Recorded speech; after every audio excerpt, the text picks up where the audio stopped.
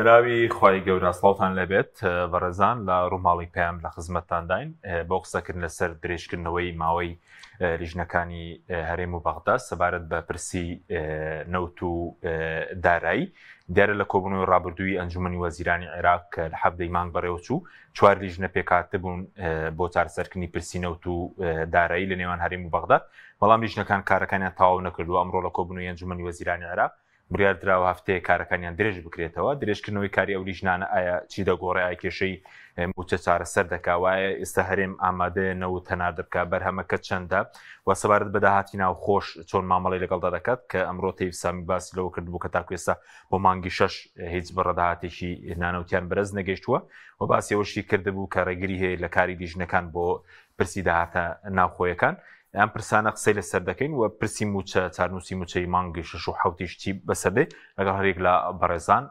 کاک مەحموود ڕەزا ئەندامی پێشووی ئەنجومەنی نوێرانی عێراق و کاک محەممەد حسێن ئەندامی تۆڕی ئابووری ناسانی عێراق و دکتۆر نەبەرد کەریم پسپۆڕیژی مەریاری و دارایی قسەی لەسەر دەکەین سوپاسی ئامادەبوونتان دەکەین زۆر بەخێر بێت کاک مەحموود ئەگەر لە بەڕێستانەوە دەست پێ بکەین دەمەوێت سەرنجی بەڕێز بزانم لەسەر کۆبوونەوەکەی ئەنجومەنی وەزیرانی عێراق بەرلۆی بچینە وردەکاری نەوت و داهاتی ناوخۆ پێ دوایەوە کاری درێژکردنەوەی ماوەی ئەو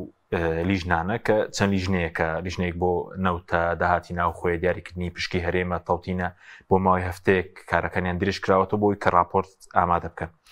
هیچ لە دۆخەکە دەگۆڕێ کاری ئەو لیژنانە زۆر سپاس بۆ ڕەخسانیم هەلە کاک حەکیم سڵاو و ڕێزم بۆ بینێرەکانتان هەروەها بۆ میوانە بەڕێزەکان ناوەڵا ئەگەر سەیری ڕابردوو بکەین ئەم کۆبوونەوانە من هیچ هیوایەکەم پێیان نییە لە ڕاستیا چکە یەکەم نییە و دووەم نییە و دەیەم نییە و پەنجاهەمین و سەدەمین کۆبوونەوەش نییە بەداخەوە ساڵانێکی زۆر ئێمە بەدەست هینەوە بەدەست لیژنە و لیژنەکاری کۆبوونەوەی ئەم لاوەلا گیرۆدەین ئیرادەیەکی سیاسی نییە بۆ جێبەجێکردنی و بڕیارانەی کە دەچن بۆ قانونانەی کە تەشریعکرێن بەپێی هینانی ئەوەی قانونی موازنەی 2023 لە مانگی شوباتی ئەم ساڵە هەموار کرایەوە شتێکی زۆر باشتیا بۆ هەرێمی کوردستان لە حەڤەی دووە لە وەقای عێراقیات دەرچووە مادەی دووەڵێ لەگەڵ بڵاوبوونەوەی ئەم قانونە لە وەقای عێراقیە ئەبێت دەست بەجێ ناوەڕۆکی ئەم قانونە جێبەجێ بکرێت لە ماوەی 6 ڕۆژە ئەبێ ئەو لیژنەیە کە دێت تێچوونی هەموو حقلەکانی نەوتی هەرێمی کوردستان تەخمینەکە لە هەردوو وەزارەت بە تێکەڵاوی خۆیان خەویرەکانی خۆیان بەشداری بکەن و لە ماوەی 6 ڕۆژە ئەبێ ئەو هینە یعنی ئەو لیژنانە هەموو هینەکانیان نابێ بە هەموو تەخمینەکانیان نابێ بهین بە خۆی یاسای بودجە هەموارکرا بەزە و بەرگینی و تێرێن بۆ خەرجەکەی بەس بۆ $16 بۆ بەرمیلی مادەی 12 فەقەرەی دووەم لە فەقەرەی دووەمە کۆمەڵە هینە جیمیش زۆر باشترین کراوەتەوە بە ینی هەموار کراوەتەوە $6 کردووە بە $16 و ئەڵێ ئەمە ئەیرێ بە هەموو حەقلەکان هەتاوەکو ئەو لیژنە پسپۆرە ئەڕوات هەموو حەقلێک بە تەخمینی ئەکا تێچووی دەرهێنان و گواستنەوەی بێرمی لێ نەوچانە بە ئەسەری ڕەجعی دوای حسابەکرێتەوە مەسەڵەن بە ئەسەری ڕەجعی کاڵێ حەقلێک بە 16 یاوەتێ بەڵام بۆ نمونە بە $25 ئەتوانرێت دەری بێنێ و بیجۆزێتەوە ئەو هێناوەی بۆ تعویز دەکرێتەوە بۆ قەرەبووەکرێتەوە تاوان ئەگەر حەقلێکیش 16 نابێتێ و بەدە هین بوو بێ بەدە تێچوونی دەرهێنان و گواستنەوەکەی بێ یعنی ئەو هیناکە لە ماوەی لە مانگی دوو و نەفقاتەکانی شەریکاتی عالمی کە لە هەرێمی کوردستانە هینەکەن ناچێتە سەر پشتی هەرێمی کوردستان ئەچێتە سەر نەفقاتی سیادی خۆی عێراق لە خەرجی سیادی خەرجی سیادی خۆ جێبەجێ نەکراوایە کە ئەمەکو ئێستا جێبەجێ نەکراوە خۆی لە کۆتایی مانگی دوو چۆتە بواری جێبەجێکردنەوە بەرگە یاسای بودجە دەبوایە لە حەڤەی دووە چۆتە بواری جێبەجێکردنەوە چونکە حەڤەی دوو لە وەقایع بڵاوەتەوە باشە حەڤەی دووی ئەمساڵ لە وەقایع بڵاوەتەوە قانونەکە بوو لە ماوەی 6 ڕۆژە لە حەڤەی دووەوە تقریبا ئەکاتە 24 ئەم ساڵ کە تێپەڕی ئەبوو تا 24 ئەم حەقلانە ده حەقلن هینە تەخمین بکرایە تێچووی بەرمیلێک دەرهێنان و گواستنەوە چەنە والراپۆرتیمدا بە حکوومەتی اتحادی و سۆمۆ لەسەر ئەساسی ئەوە تعاملی لەگەڵ بەس بوو نەچووبواری جێبەجێکردنەوە پەیوەندی بەوەی ئەو بڕەپارەیەکە دانرا بۆ 16 دلار کە کەمە یاخود کۆمپانیا نەبتیەکان و دەسەڵاتدارانی هەرێم ترسیانەوەی کە 16 دلار کەمتر بێ خەرجی بەرمیلێک نەوت لە هەرێم دەرێنان و گواستنەوەی بەرمیلێک نەوت لە هەرێم. بە بۆچوونی من دوو سەبەبی ڕئیسی هەیە. یەکێکیان مافیای نەوت لە هەرێمی کوردستان و کۆمپانیەکان و هەتا ئەوانەی کە نەوتە گوێزنەوە ینی خاوەنی تەنکەرەکان قازانجیان لەم وەزعی ئێستاە قازانجیان لەوە نییە نەوت بە بۆری وەڕات. ئەوە یەک. دووەم شتێک کەشفە بێ کە ئەم کۆمپانیانە هاتوون لە هەرێمی کوردستانە نەوت دەرەهێنن بڕێکی خەیاڵیان داناوە بۆ تێچووی دەرهێنان و گواستنەوەی بەرمیلێک نەوت. ئەگەر ئەو هینە ئەگەر ئەو لیژنە پسپۆڕە بێت ئەمانە کە هەموو ئەوانە هەڵەوەشێنەوە ئەوانە هەم مافیای نەوت لە کوردستان زەرەکە و هەم کۆمپانیەکانی ناو ئەپیکۆر هینەکەن ینی زەرەکەن. یەکێک لەوانە حەقلی کۆرمۆرە کە زۆر ڕەنگە بەشێک لە ئەمەی پێڵێن حکوومەتی هەرێمی کوردستان مەبەستی بێ زانیاری کۆرمۆر لەچێتە دەرەوە چونکە زانیاری کۆرمۆر نادرێ بە دیلۆتیش. زانیاریەکانی کۆرمۆر بە شاراوەی ماوەتەوە لە ڕاستیە لەبەرەوەی کار بەڕێوەیە بە ئەو حەق لە بەدەست آخر خۆرمەڵە چۆن بدەن تۆ کۆرمۆر خۆرمەڵەیە لەبەر ئەوەی خۆرمەڵە بەدەستکارەوەیە هینە بەوەی معلوماتەکانی ئاشکرا دەبن. لە ڕاستیا من ئەم بە لێکدانەوەی خۆم ئەم دوو سەبەبە تەگەرەیەکی زۆر قورسن لە ڕێگەی دیاریکردن هاتنی ئەو لیژنەیە. طبعا ئەو لیژنەیە هەر لەناو قانونەکە ئەوە بڵێم ینی حکوومەتی ئیتیحادی بڕێک تاوەکو ئێستا هەم دیسانەوە لەمەشا ینی ڕەحمێکی کردووە لەبەرەوەی ئەڵێ لە دوای 6 ڕۆژەکە ئەگەر هەردوو لا نەگەیشتە نەتیجە ئەو خۆی حکوومەتی ئیتیحادی حەقی هەیە کۆمپانیایەکی عالەمی فەنی بهێنێ بڕوا تەخمینی بکە. ئەو هەنگاوی تاوەکو ئێستا جێبەجێ نەکرد. سوپاس دەکەم کاک محەممەد جەنابیشت بەخێر بی. دەمانوێت جەنابەت خوێندنەوەیمان بۆ بکەی سەبارەت بۆ کۆبوونەوەی ئەنجومەنی وەزیرانی عێراق و ئەمڕۆ ئەوەی کە تایبەتە بە پرسی نەوت وەزیری نەوتی عێراق وایە گوتوێتی بە ئێستا بەرهەمێنان 140,000 پێ دوای ئەو راپۆرتە کۆنە یاخود ئێستا بڕی بەرهەم لە هەرێم هەر 140,000 بەرمیل نەوتی ڕۆژانێ. بەڵێ سەرەتا خۆشحاڵم لەگەڵ تۆ ئەم دوو مامۆستا بەڕێزا لە خزمەتی بینەرانی کەناڵی پەیامەن جارێکی تر. مەسەلەی 140,000 یان زیاترە یا کەمترە لە ڕاستیە داتای فەرمی نییە. ئێمە شتە بیسین بابەتی ڕۆژنامەوانیە بیسین قسەلۆکی ئەوانە بیسین کە لە پیشە سازیەکە ئیشەکەن بەڵام هەر ئەبێ سیقە بەوە بکەین کە وەزیری نەوتوتی ئەگەر گریمان کەمتریشی وتوێ لەوەی کە هەیە یا زیاتریشی وتوێ لە بەرەوە شتانە تۆ بێت تەحلیل ئاتیمات بکێتە سەر داتای فەرمی یا ئەوەی کە ئەتوانی متمانەی پێ بکەیت. گریمانەگە 140,000 بێ 50,000 لێ جێ بێڵن بۆ پێداویستی ناوخۆی کوردستان. ئەم 90,000ی ئێستا وتوبوویان ئێمە ئامادەین و ئەتوانین هەناردەی بکەین جەماعەتی وەزارەتی نەوت و سۆمۆ. بەڵام وا دیارە وەکو خۆت لە پێشێکی کاوتت مامۆساژ باسی کرد هێشتا کە وەزعەکە بە جۆرە گەڵاڵە نەبووە کە بە فعلی نەوت کوردستان هەناردە بکرێت و سۆمۆ هەناردەی بکە. ئەمە بەشێکی علاقی بەسەر نەکەوتنی ئەو لیژنە تەکنیکیانەوە هەیە لەوەی کە ئەبێبیان کردایە هشتانیان کردووە ڕێکەوتن لەسەر نەوت بە تایبەتی لە تەرەفی هەرێم و کۆمپانیەکان و تەبەن ئێمە کە باسی ئەم ناوکۆکیە نەوتیانەکەین سە معادلەکە سێجی هاتە سێ لایەنە حکوومەتی هەرێم لەلایەک کۆمپانیەکان لەلایەک وەزارەتی نەوتیش لەلایەک تا پێرێوە بزانم حکوومەتی هەرێم و کۆمپانیەکان کۆبوونەوەیەکی فەنی و داراییان کردە لەسەرەوەی ئەم 16 دلار لە هەنگاوی یەکەمە چۆن بەشی بکەن با بڵێن قسەیەک هەبوو داوایان کردو ئەو کێڵگەی خۆرمەڵەوتیانە کاکە لێ تێکی بەرەمێنان کەمە بە 7 دلارەکرێت چارەسەر هەبێ بێن بە ئەوەی کەماوە تۆ زیاتر خرج بکرێ بۆ شوێنانەی کە فعلەن پارە زیاتر خرجەکە لە هەنێک کێڵگە ڕەنگە سەروی 20 دلار خرج بکرێ. بەڵام خۆی ئەمەش دیسانەوە گەوهری مشکیلەکە نییە. مشکیلەکە ئەوەیە کە ئەمانە سیقیان بە یەکتری نییە. کۆمپانیەکان سیقیان بە حکوومەتی هەرێم نییە و بە وەزارەتی نەوتیش نییە و وەزارەتی نەوت و حکوومەتی هەرێمیش پارێکی زۆری خواردون و ترسیان هەیە لەوەی نەوتەکەیان ڕادەست بکەن و داوای زەمانەتەکەن تا ئەم دەقە خلافیان هەیە لەسەر ئالیەتی ئیشکردنی ئەو کۆمپانیا ناو بژیوانی تەبەن مامۆستا بالمناسبە ئێستا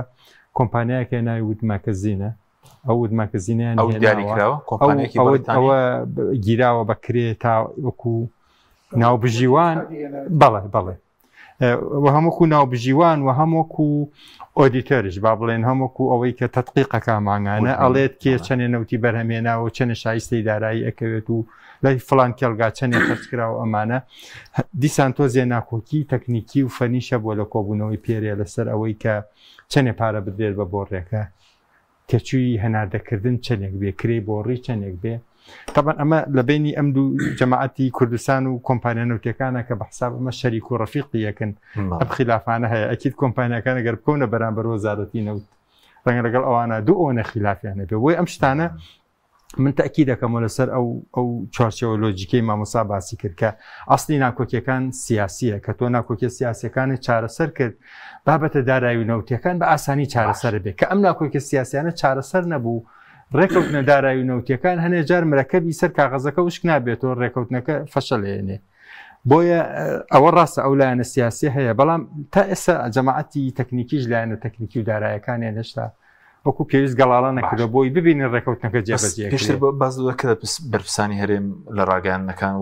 وا دەخوێنراوە کە سۆمۆ ئامادە نەبێ 8,000 بەرمیل بەڕۆبەری گشتی کۆمپانیای سۆمۆ دەڵێ ئامادە هەر بڕناوتێک بۆ وەزیری نەوت دووتێتی ئامادەن ینی تەنانەت 8,000 بەرمیلی ژۆرەگرن ڕەنگ ئامادە بن 60 ژۆر بگرن ئەوان کێشیان نیە ئەتوانین لەگەڵ نەوتی کەرکووکی تێکەڵ بکەن و خۆ پێشتر نەوتی کەرکوو بەشێکی لەو نەوتی پێویستە لە کەرکووکۆ بۆی تێکەڵی نەوتی کوردستانی بکەن و لانی کەم هێندە نەوت پیا بکەن کە لە ئەمڕۆ جەدوای اقتصادی هەبێگەر بە بۆڕی هەناردەی بکەن بۆیە کەمی بڕی نەوت لە کوردستانە نابێتە گرفت و کێشە بۆ ئەوەی ڕێکەوتنەکە جێبەجێ بەندەرەکە بەندەری جەیهان ینی کێشە نیە بڕەکەی زۆر بێکەم بێ بڕوات لە ڕووی تەکنیکیەوە لە ڕووی تەکنیکیەوە کێشە هەر بەشی لە ڕووی سادیش و ئەخر سەرکە خۆی ئۆکەی لە ڕووی اقتصادی و بازرگانی وە قسە بکەین ئەگەر نەوتەکە زۆر کەم بێ ڕەنگە ئەوە نێنێ ئەو هەموو پامپستیشنەی بۆ بخێتە ئیش و ئەمانە بەڵام ئەمە چارەسەرەکرد لە بەرۆ ئێمە لە کەرکووکە نەوتی احتیاط و زیادە باشمان ئەکرێ بفرۆشتێ هەر لەو بۆڕێەوە پێشتریش هەر لەو بۆڕێەوە فرۆشات تا مانگی 2023 و ئەمە ئوشتەمان بۆ چارەسەرەکە بۆیە لەم پرۆسەیە لەم دانوستاندەی نێوان هەولێر و بەغا بۆ جێبەجێکردنی ئەم ڕێکەوتنە کەم و زۆری بڕی نەوت لە کوردستانە نابێتە بابەت ئەگەر خۆیان بە زۆر نیکەنە بیان و ڕاست باش بەزە کۆمپانیای وردبینێکە بەریتانیا هێناویانە تۆمەرکراوە لە بەریتانیا بەڵام کۆمپانیای نەوتەوڵەتی ئیشەکانی سپێ کردووە ئامادەی بیکە ئیشەکە زەحمەت نییە کاکە بە 4-5 مۆزەفەکرێ ینی خۆتۆ ئێمە بزانێت کێڵگەی خەرجی تێچوونەکەی چەندە بزەبت بەڵام تۆزێ لەسەر سەلاحەتی ئەو کۆمپانیا ناکۆکی هەیە مەسەرەن وەزارەتی نەوت شتێک بۆ کۆمپانیا بکات جیاوازە لەوەی کۆمپانیا نەوتیەکانی کوردستان ئەیانەوێ یعنی لەسەر ڕۆڵی ئەو کۆمپانیا لەسەر شێوازی هەژمارکردنی تێچوو خەرجی و تێچوو هێناردەکردن و ئەمانە ئەیانێ لایەک ئەوێ ئەو کۆمپانیا تەنیا ڕۆڵی مدەقیقێکی ڕوت و قوتی هەبێتتر هیچی ترنا لایەکی کە ئەوێ ئەم کۆمپانیا مافی ئەوەی هەبێت تەفسیر و لەگدانەوە بکە بۆ هەنێک لە تێرمەکانی ناو عەقدی ئەم کۆمپانیانە طبعا ئەم شتانەکە ئیسێماوە باسێکن هەموو شەی ڕوت و قوتە ڕەنگە معنایەکی ئەوتۆی نەبێ بەڵام کە بۆ ئەو کۆمپانیانە کە دێتە سەرباری واقعەت و ئەم ڕێکەوتنانە جێبەجێەکەی ئەم وشە ڕوت و قوتانە کۆڵێ پارەیە ئەوە دەستنیشانەکە لە کۆتایی مانگە فڵان کۆمپانیا داهاتەکەی 100 میلیۆن 120 میلیۆن دلار بەڕسپاس دەکەم کاکتور نەبەت جەنابیش بەخێر بێ سوپاسیان بەدەبوون دەکەین بڕێژ سەرنجێک تەبێت لەسەر دەبسینەوت و توێژنەوەیەکیشت بڵاو کرد بوو لە گۆڤارێکی جیهانی سەبارەت بە وردبینی بڵێن کاری و کۆمپانیا نەوتیەکان لە هەرێم بوو و تایبەت بوو بە بواری نەوت چی تێدا چیان لێ دەخوێنرێتەوە طبعا دەستان خۆش بێ سڵاو و ڕێز بۆ بینەرانتان بۆ هەردوو ڕێزکار محەممەد سەبارەت بە توێژینەوەکەی بەندە کە لە بواری وردبینی کردنا بوو کە ئایا کە پێوەرە ئستاندەردە نێودەوڵەتیەکانی وردبینی لە شەریکاتەکانە بە تایبەتی شەریکاتی نەوتی عێراقی و هەرێمی کوردستان جێبەجێ یەکریان جێبەجێ ناکرێت طبعا ئێمە وەکو توێژەریان وەکو ڕیسێرچەر کاتێک کە کێشەیەکە بینین لە ڕێگەی توێژینەوەیەکەوە چارەسەرێک بە بیر و بۆچوونی توێژینەوەکەی خۆمان نەخوێنە بوو لە دەرەنجامی و کێشانەی کە تەراکمی کردو بە تایبەتی سامپڵە سەرەکیەکانی من هەرێمی کوردستان بوو. هەرێمی کوردستان لە ساڵی لە کابینی هەشتمدا خودی نەچیروان بەرزانی کە کۆمپانیایەکی وردبینیکردنی هێنا لە وڵاتی لوبنانەوە بۆ تەدقیقکردن و وردبینیکردن لە داهاتی شەریکاتی نەوتی و خەرجیەکانی شەریکاتی نەوتی. دواتر لە کۆتایی کابینی هەشتم و سەرەتای کابینەی نۆما کۆمپانیای دیلۆیت هات بۆ وردبینیکردنی پێشەوە کۆمپانیایەکی لوبنانی بەڵێ کۆمپانیایکی لوبنانی بۆ تێرێم دەکرد بەڵێ بۆ لە 2016 دیلۆیت هات. دوای ئەوە دیلۆیت هات کە لە کۆتاییەکانی کابینی هەشتم و سەرەتاکانی بۆ نمونەی تر بیدایی کابینەی نوێیان بوو تاوەکو ئێستش کۆمپانیای دیلۆیت هەر لە بواری وردبینیکردنە لە خەرجی و داهاتەکانی شەریکاتی نەوتی بە تایبەتی ئیشەکە. ئێمە بەربەمدای ئەم کێشانەوە نەواقسی بابەتی وردبینیکردن ئەو توێژینەوەیە دەستی پێ کرد و بنەما ستاندەردەکانی توێژینەوە کە لە جیهانە هەیە لەو توێژینەوە جێبەجێ کراوە خۆشبەختانە لە گۆڤارێکی ئاسبەرسی وڵاتێکی پێشکەوتوی بریتانیا بڵاو کراوەتەوە. چی گەشتمان لە ئەنجامی توێژینەوە سەبارەت بە پرسی مامەڵی دارایی ئەو کۆمپانیەکان دوای هەموو ئەم وردەکاری ئەکادیمیانە گەشتین بەو خاڵی کە ئەو خاڵە پێما بێلای هەموو خەڵکی ڕوون و ئاشکرایە تەواوی ئەو ستانداردە ئەو بنەما جیهانیانەی کە لە بواری وردبینی جێبەجێ لە شەریکاتی نەوتی عێراقی هەرێمی کوردستانیش بە تایبەتی جێبەجێ ناکرێ. بۆیە هەر بۆ خۆی ئەو شەریکاتانی کە دێن وردبینیکردن لە خەرجی و لە داهاتەکانە ئەکەن لە هەرێمی کوردستانە جێگەی گومانن. سەبانم لە دیلۆیتە بوو کۆمپانیایەکی چەندین راپۆرتە بەس خۆی ئێستاویش راپۆرتی نەما و گومانیشان لەسەر ئەو راپۆرتەکانی خۆی دیلۆیت راپۆرتەکانی خۆی ئەندێکا دەوەندە نەواقسی هەبوو داهاتەکان و خەرجەکانی خۆی بە درۆوە خستەوە. یعنی لەگەڵ ئەو داهات و خەرجیانەی کە حکومەتی وتیان لە راپۆرتەکانیە نەواقسێکە بوو لە راپۆرتەکانی دیلۆیتە لە بابەتی داهات و خەرجیەکانە و کۆمپانیا لوبنانیەکەش کە بواری وردبینیە کردەوە بە دڵنیاییەوە چونکە وڵاتی لوبنان وڵاتێک لە قەیرانێکی گەورەیە لە چەند ساڵی ڕابردوو تاوەکو ئێستا هەر کۆمپانیایەکیش کە حکومەتی هەرێمی کوردستان بە تایبەتی ئەم دەسەڵاتانە بێنن بۆ چاوپۆشیکردن و شەریعەتدان بوو. بەسەکە لێرە ئەوەیە باش ئەوە گەشتن بۆی کەوتمی بەس خۆ دیلۆیت ئێستا وتە ئێستا بەردەوامە لە مانگی 2023 لەو کاتێکەنەوە دۆستاوە هیچ راپۆرتێکی نییە سەبارەت بەنەوت بڵێنەوەی کە بە تەنکەردە فرۆشەوەی دەدرێ بە پاڵاوگەکان هیچ راپۆرتێک نییە. طبعا کۆمپانیای دیلۆیت شەریکەیەکی وردبینیکردنە ئەم کۆمپانیایە لە هەموو لە زۆربەی وڵاتەکانە هەیە و بە تایبەتی لە وڵاتانە هەیە کە وڵاتی نەوتین و وڵاتی لێکن کە زۆر خاوەن سیادەیەکی ئیداری و مالی نین کە بۆ ئەم کۆمپانیایانە ئیشی تیاکە. هەرچەندە ئێمە لە ئازاری 2023ەوە تاوەکو ئێستا فرۆشتنی نەوت لە ڕێگەی بەندەری جیهانەوە وەسیێنرا بەڵام ئەم کۆمپانیانە عەقدەکان و کۆنتراکتەکانیان ماوە بابەتی نەوتیش تاوەکو ئێستا هەر بەردەوا بە یعنی تاکە یاسا بوو کە تەنها بەڕاگرتنی نەوت بە قازانجی حکومەتی هەرێمی کوردستان بۆ بە تایبەتی ناو حکومەتیشە دەسەڵاتدارانی هەرێمی کوردستان ئاشکایەوە ئەم قازانجیان کرد لەوەی کە بە بۆری وەستە لە سەڵاتدارە زانی کاک حەکیم ئێمە زیاتر لە 2 ساڵ و وانەسیکەی 5 مانگە بێ حکومەتی هەرێمی کوردستان نەوتە فرۆشرێت و مەسئولیاتی دابەشکردنی موچەشی لەسەر شان نەماوە. ئێمە ئەگەر بگەڕێینەوە بۆ شوباتی 2023 حکومەتی هەرێمی کوردستان لە 150 موازنە یان بودجەی موچە پشتی بە فرۆشتی نەوتە بەس لە 150 تریشی پشتی بەداهاتە بەس کەوا بوو لە شوباتی 2023 حکومەتی هەرێمی کوردستان زیاتر لە 1 تریلیۆن دیناری عێراقی داهاتی بۆ بە نەوتی و غیرە نەوتی بەڵام ئۆتۆماتیکیان دێتە ئازاری 2023 و حکومەتی هەرێمی کوردستان ئەو 1 تریلیۆن دینارە کەس محاسبەی ناکات چی لەکەی جێی کردوتەوە بە چەند مەبلەغێکی کەم بۆ مەسروفاتی وەزارەتەکان و کە بڕوام وایە کە کەمتر لە 100 ملیارد دینار ئەو خەرجیانەی وەزارەتەکان چونکە هەرێمی کوردستان لە ساڵی 2014 پڕۆژە خزمەت گوزاریە سێکتەرە گشتیەکانی بە ڕێژەیەکی بەرچاو وەستاندووە بەشێکی زۆری و پرۆژانەشی کە ئەکرێت بە شێوازێکی تێکەڵی ئەکرێت ئێمە قانونێکمانەیە لە محاسبە کە شەریکات و بۆ نمونە لایەنی حکومەت هەڵەسن بە ئەنجامدانی پرۆژێک بەشێکی زۆری پرۆژانەشی کە لە هەرێمی کوردستان بە تایبەتی لە پارێزگای دهۆک و پارێزگای هەولێر و بەشێکی کە ئێستا لە پارێزگای سلێمانی لەم ساڵە دەستی پێ کردووە پێدانی عەرزە و بۆ نمونە کۆمەڵێک بابەتی ترە بە خاوەن کۆمپانیەکان بەرامبەر بەوەکە خزمەت گوزاریەک جێبەجێەکەن. بۆیە سەبارەت بە وردبینیکردن و وەداهات لە هەرێمی کوردستانە وەکو کاک محەممەدیش باسی کرد ئێمە چۆکو خەڵکانی ئەکادمی یان چۆکو خەڵکانی سیاسی یان چۆکو خەڵکانی ڕاگەاندنکار لە هەرێمی کوردستانە کێشەی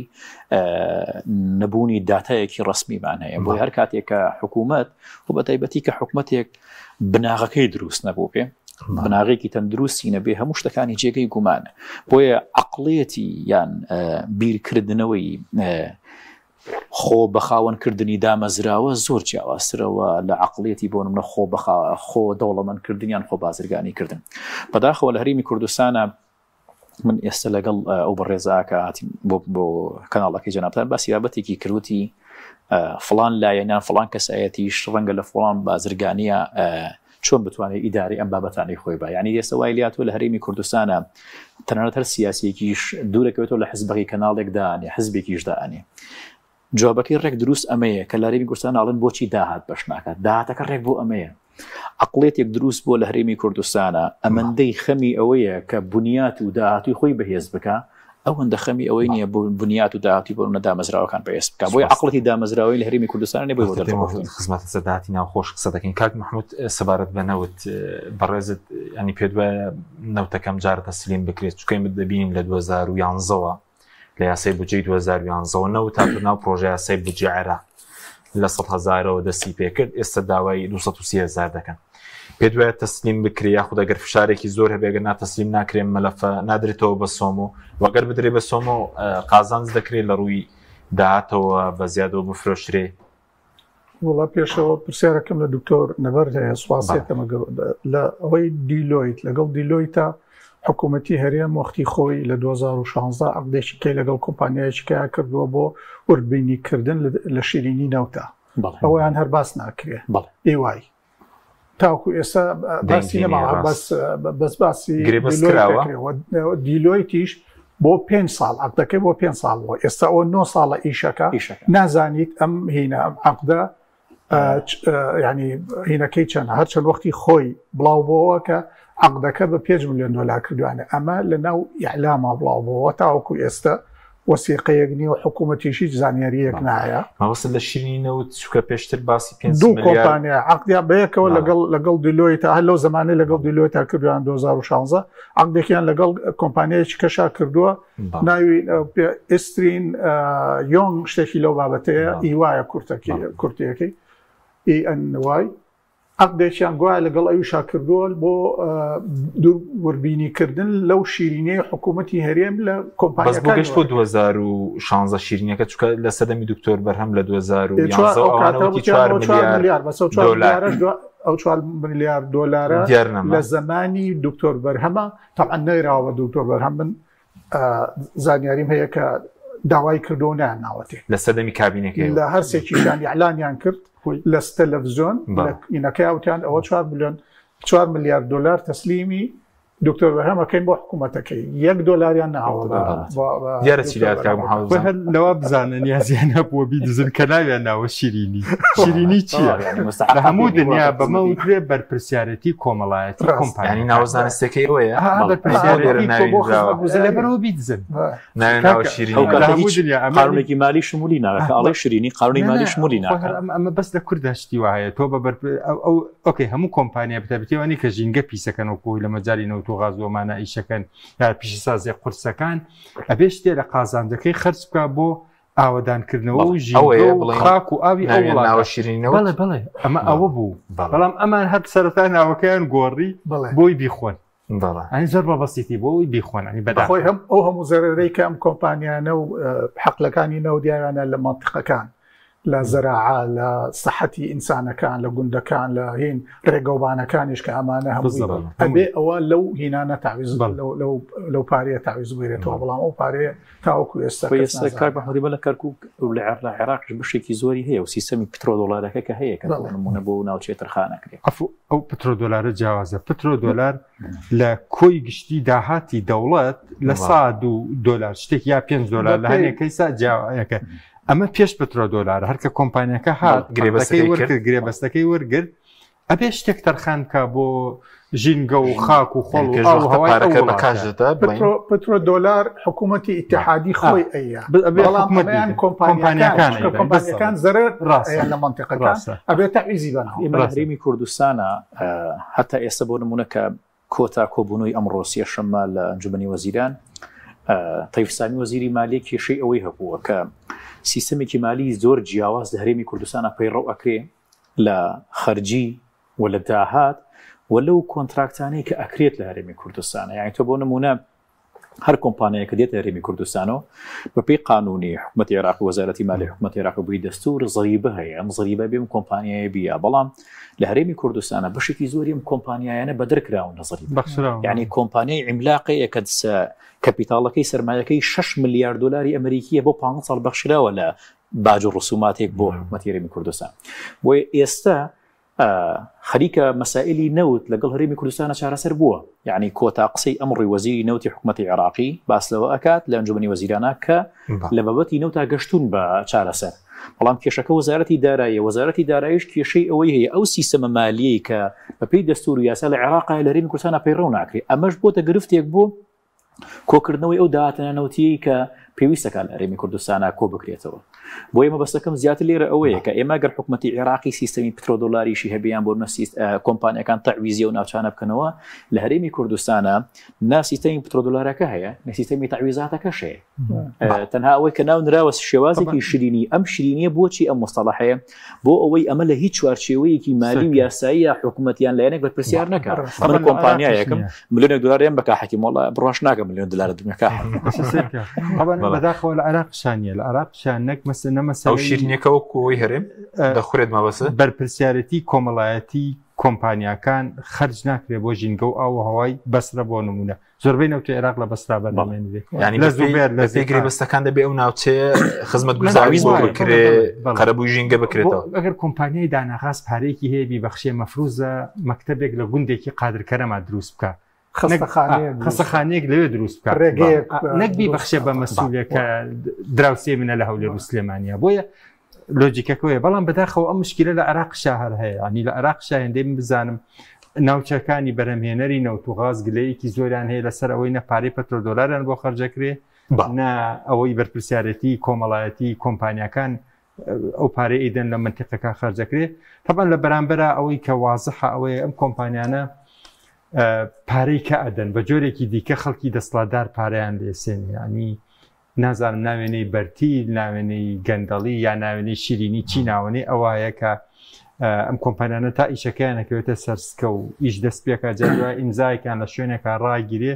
بە ملیۆنە دۆلار ئیمزاکەیان بۆ تەرتیبەکرێ بۆیە پاراستنی سکیورتی خۆشیان کاگەهۆیسە لە گەرمیان بۆ نمونە بەرپرسی عسکەری هەیە بەرپرسی سەربازی هەیە هەڕەشەی لە کۆمپانیۆتەکانی حەسیرەیە کرد یعنی ئەمە تا پارەی پێدەن بەڵێ پارەی پێبن هەر بە هەڕەشەکردن کە ڕێگری دروستەکەن لە حاڵەتەیە 100 لێماسیان بە 40-50 دلار لەسەر حسابەکان قاڵ بێ بەفر بە 50-60,000 لەسەریان لەسەر خۆمان تەبان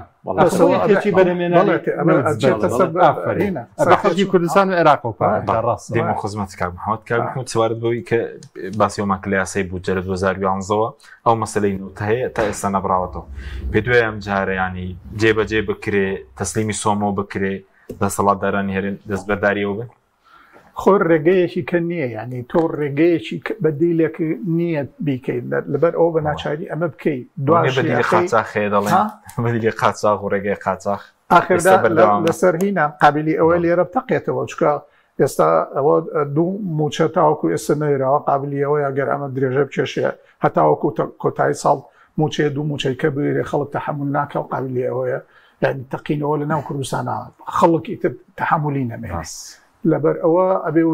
وریای خۆیان من وریای مقڕەکانیان من بەڕاستیە دەرەتانێکیان نیە ئیجنام من هێنا ینی قەناعەتی کاملم هەیە کە ئەمان قازانجیان کۆمپانیەکانی سەر بە ئەپیکۆر مافیەکانی نەوتی هەرێمی کوردستان لەگەڵ ئەو هەزاران سایق تەنکەرەی کە هێنە گوێزنەوە نەوتی قاچاقی هەرێمی کوردستانی گوێزنەوە هەمویان قازانجیان لەم وەزعی ئێستاە بەڵام زەرەرەکە هەمووی باجەکە هەمووی میلەدەیە باش بەس کۆمپانیەکان چ قازانجێکیان قازانجێکی زۆرەکەن قازانجێکی زۆرەکەن نەوتەکە جارێ من ئەوە وتە بێژەکەی ئەپیکۆر هینا ینی لێدوانێکی یا و دوایی لە سایتەکەی خۆیان ناسریانەوە وتی ڕۆژانە 400,000 بەرمیل نەوت کۆمپانیەکانی ئێمە ئەنتاجیەکە لە 150 بۆ حکوومەتە لە 150 بۆ ئێمە ئەو ماوەیە لێدوانیدا و بەڵێ من خۆم من هینەکەم بە چاوی خۆم دی بەڵام دوایی نەما ینی ئەو لێدوانەکانی کەی هەمووی هەیە لە چ سایدەکە و لێدوانە دیار نەماوە ئەوەش نەبێ لەسەر هینەکەم متفقین 380,000ەکە گەر 400,000 نەبێ 380,000ەکە نیوەی بۆ حکوومەتی هەرێم و نوێی بۆ ئەو لە حکوومەتی هەرێمی وەرەگرێت سعرێکی زۆر نزمی بۆ حسابەکات خۆشی ئەتوانێ لە ڕێگەی ئەم هینانەوە ینی ئەم شەبەکە یەک دروست بوو بێ کە ئەویش بچێتە ناوی ئەیاتەوە بە دەستی دوو بڕێک لەیش وەرەگرێ یا خۆی لەناو ئەم هینەیە لەناو ئەم مەحمەعەیە قابلی ئەوەیە ینی ئەمانە زانیارینی لێکدانەوەن و بۆی لەسەریش نەکەوێت ینی ئەمە هێنا لێکدانەوەی منایە تاوەکو ئەو کاتێکە جەمعیەی ئەپیکۆر هینەکە ینی شەفافیەت داسیەکە ئەو نەوتەی خۆیان چۆن ساڵەکەنەوە لەبەر ئەوە چۆنی ساغەکاتەوە حکم بە هینی خۆیەتی ئەڵێ حکوومەت من مەسەلە ناوێتی بە $30 بە حکوومەت ئەڵێ ئەمە بە $25 ئەو حسابەکە لە هەموو بەرمیلێ 5 ئەوە بۆ خۆی باقیەکەشی ئەکا بە قەرز لەسەر حکوومەتی هەرێمی کوردستان لەسەر میلەت ئەیکاتەوە لەسەر میلەت حکوومەت ئۆپارەکەش نایەتەوە حکوومەت تابیات لەبەر ئەوە ئەم قەرزە لەسەر ئێمە زیادەکە ئەوان لە نهایەتە هەتاوەکو ئێستەیەشێ لە مشکلەکان کە نەوت ناڕوا ئەپیکۆرە کە ئەوان داوای زەمانەتەکەن داوای ئەو قەرزە ئەکەن کە کەوتۆتە ئەستۆی حکوومەتی هەرێمی کوردستان حکوومەتی ئیتیحادی بێتەوە داوای زەمانی داهاتوو ئەکەن پێشەکی داوای پارەی لە ئەنتاجی هینەکەکەن داوای $16 ئەکەن ینی ئەمانە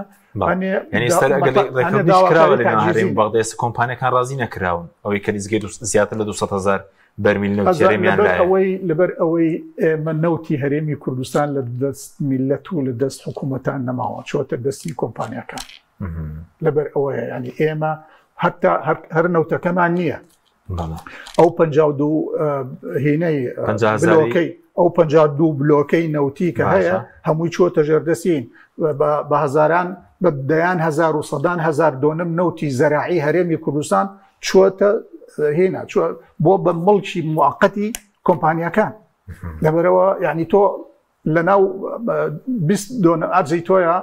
بیرێکی نەوە لێراوە ئەم کۆمپانیانە سەرپەرشتیەکەن تۆ بۆ نییە بچیت استثمار لەناو ئەو 20 دۆنم زەویەی خۆتا بکەیت ئللا ئەبێ بڕۆی لە ڕێگەی حکوومەتەوە بە کتاب و ناکتاب ڕستنی وەزارەتی سروشتیەکان موافقەت بۆ بکە لەگەڵ کۆمپانیەکە قسە بۆ بکە ئەگەر کۆمپانیەکە ڕازی بوو بڕۆی لەوێ ئیشی تیا بکەیت لەبەرەوە نەعەرزی خۆمان ماوە نەوتی خۆمان ماوە بەدەسەوانە باش بەزەم جارە گەژمی تەسلیم بکریا خۆت ئێستاگەرە و کۆمپانیان ڕازی نەکرێن خۆ بازەکری ڕەنگە هەرێم لە باشنی حاڵەتدا خۆی لە دەرەوەی ئەو کۆمپانیای ئەپیکۆر کێڵگەی ئەوەی کاری هەیە هەولێری هەیە کێڵگەیەکی تر هەیە لە ئاکرێ بەجیل یعنی ڕەنگە 150,000 بەرمیلێکی هەبێ لە دەرەوەی ئەپیکۆر ئەگەر ئەوان ڕازی نەکرێن ئەو هەموو لە ڕێی عێراقەوە هەنار دەکرێت ئەتوانن یعنی ئەتوانن لەگەڵ یعنی حکوومەت ئەگەر بێوێ ڕێکەوێ ئەتوانێت ڕێکەوێ لەگەڵ ینی بەس ینی قەناعەتی من واهەیە کە هەردووچیان هاوبەشن هەردووچیان ینی ئەمە لە ئیعلامی عەرەبیشا باس کراوە بۆ معلوماتە باشە ئەمانەی کە مافیای نەوت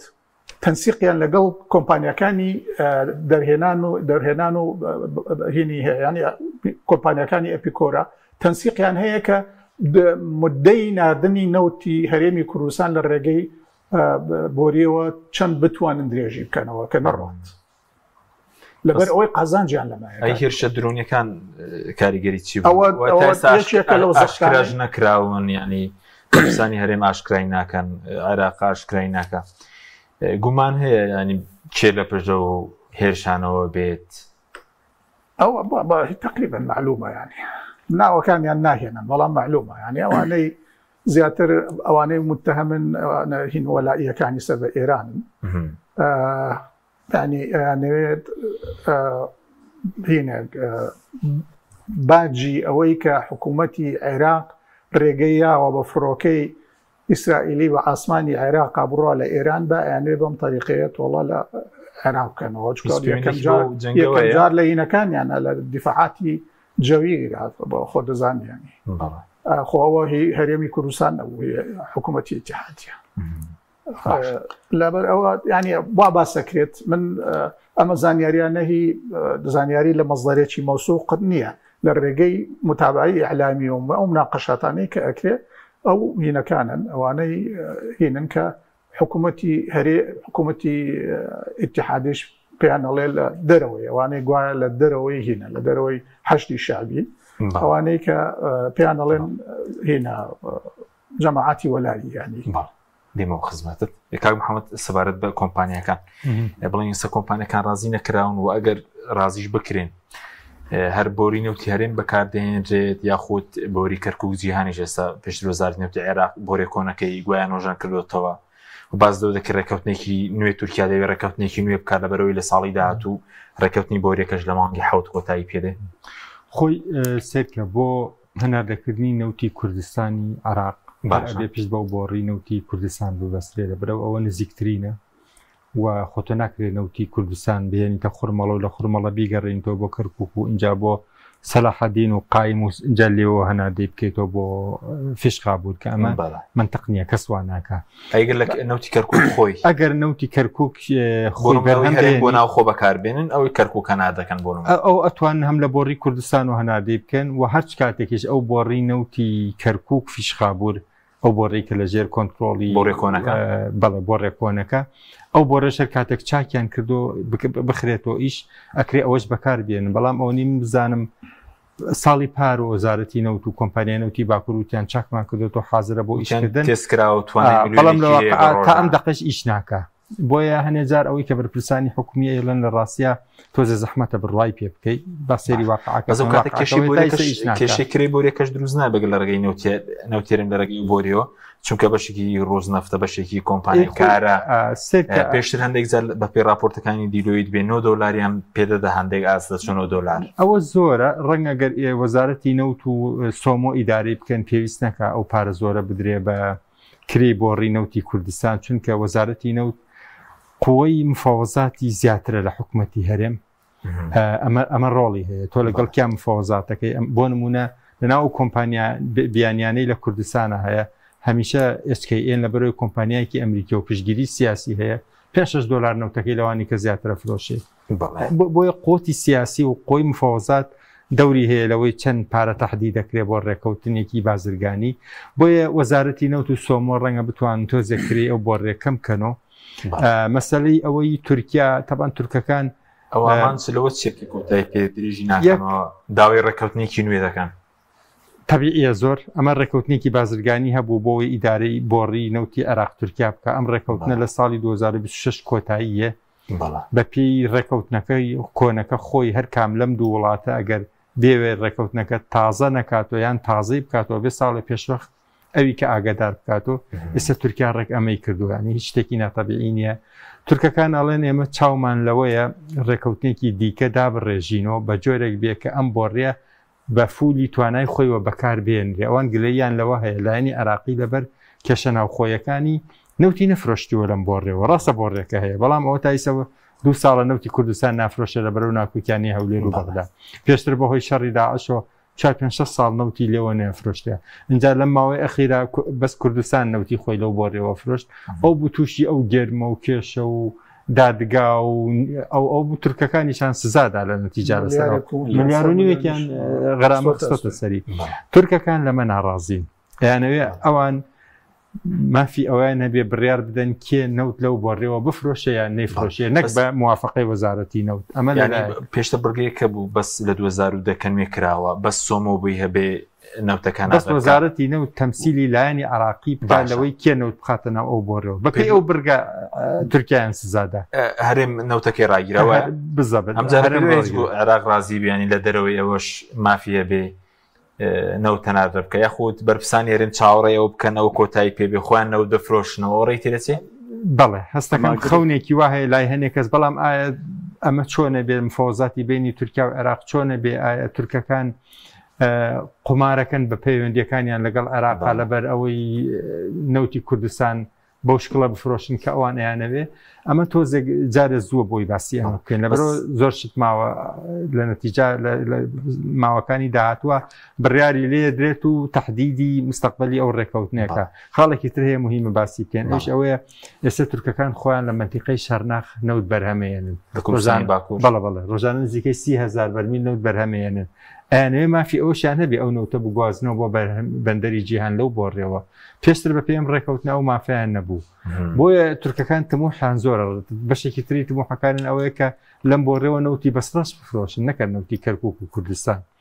ئەمە چۆن لە نەتیجە بازەوەکە داوایان کردووە بۆڕێکە ڕۆژانە 1,500,000 بەرمیل لێو هەناردە بکرێ وەکو بەڕێزوت نەوتی کەرکووک و ئەوانش وەکرەی بۆریەکەش زیاد بکرێت دەڵێن ئێستا عێراق $2.5 لە باش حاڵەتە بدات ڕەنگە ئەوش داواکاریەکیان بێ بەڵام جارێ نازانین چونکە هێشتا نهاتۆتە سەرباری ئەوەی بەفعلی ئەم دوو نوێنەرانی ئەم دوو وڵاتە دانیشتن و دەستکەنە مەفۆزات بۆی بزانین کێ چی ئەوێ و کێ چی ئەبەخشێ بەڵام بەگشتی ئەوە حاڵەتێکی تەبیعیە هەموو ڕێکەوتنێکی بازرگانی تەمەنێکی دیاریکراوی هەیە کە کۆتاییات یا تازەکرێتەوە یا هەڵەوەشێتەوە سوپاسم کاکتۆر بێم و خستم بەڕێزت سەبارەت بە داهاتی ناوخۆ و لیژنەیە کە پێکاتوو بۆ داهاتی ناوخۆ پێ دوایە بگەن بە ڕێکەوتن مابرارە بۆ مانگی 5 و 6 120 میلیارد ڕادەست بکرێت بۆ مانکانی داهاتوو دەگەن بە ڕێکەوتن کەوتت سیستەمەکە جیاوازە سیستەمی بەڕێوەبرنی خەرجی و داهات لە هەرێم لەگەڵ عێراق طبعا سوودانی لەگەڵ دەست بەکاربوونیە لە وەکو سەرۆکی ئەنجومەنی وەزیرانی حکوومەتی عێراقی چەندین هێڵی گشتیە بۆ کارکردن و هێڵە گشتیەکانیشی بەراورد بە سەرۆکی ئەنجومەنی وەزیرانەکانی هەرێمی کوردستان یا سەرۆکی ئەنجومەنی وەزیرانەکانی پێشووتری عێراق زۆرترین هێڵی گشتی جێبەجێ کردووە لە